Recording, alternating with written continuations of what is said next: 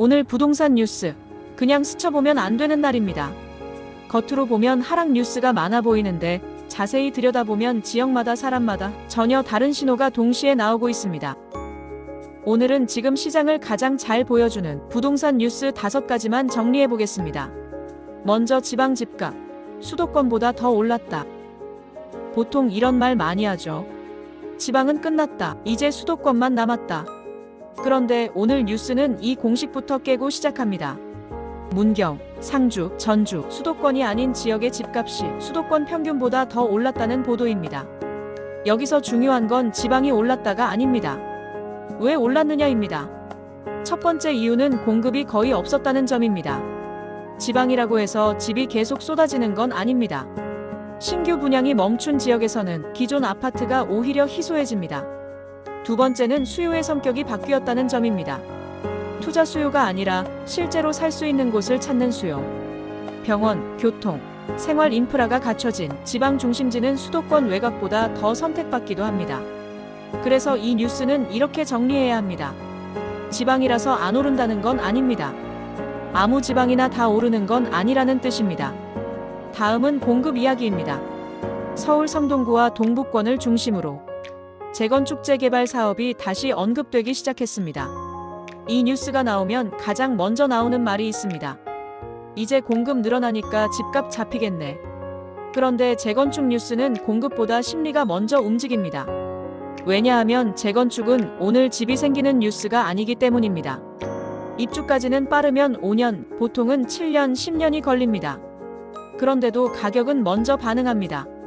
이건 공급 뉴스가 아니라 기대 뉴스이기 때문입니다.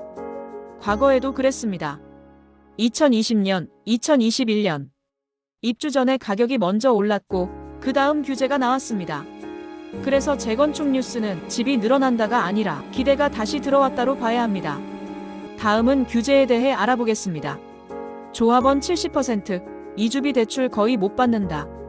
그런데 이 기대 뉴스에는 반드시 같이 봐야 할 현실이 있습니다. 바로 대출입니다. 오늘 기사 중 가장 현실적인 내용이 이겁니다. 재건축 재개발 조합원의 약 70%가 이주비 대출을 거의 받지 못하는 상황. 재건축은 집을 허무는 게 끝이 아닙니다. 사람이 먼저 나가야 합니다. 그때 필요한 게 이주비 대출입니다. 그런데 지금은 재건축은 허용하면서 자금은 각자 알아서 마련하라는 구조입니다. 이 말은 곧 현금 있는 사람만 버틸 수 있다는 뜻입니다. 그래서 재건축은 된다, 안 된다의 문제가 아니라 누가 끝까지 남느냐의 문제가 됩니다. 역전세와 관망이 동시에 커진다. 이제 시장 심리입니다. 요즘 시장을 한 단어로 표현하면 이겁니다. 확신 없음. 집값 오른다는 뉴스가 있는데도 사람들은 움직이지 않습니다. 왜냐하면 전세 시장에서 역전세 부담이 커지고 있기 때문입니다.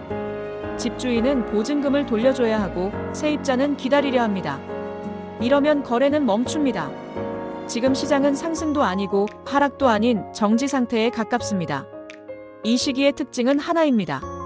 결정이 늦어진다는 것, 그리고 늦어진 결정은 나중에 더 큰 차이로 돌아옵니다.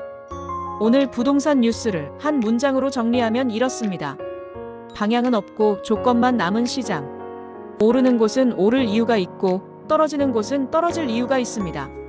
지금은 뉴스를 많이 본 사람이 유리한 시장이 아니라 뉴스를 다르게 해석하는 사람이 유리한 시장입니다.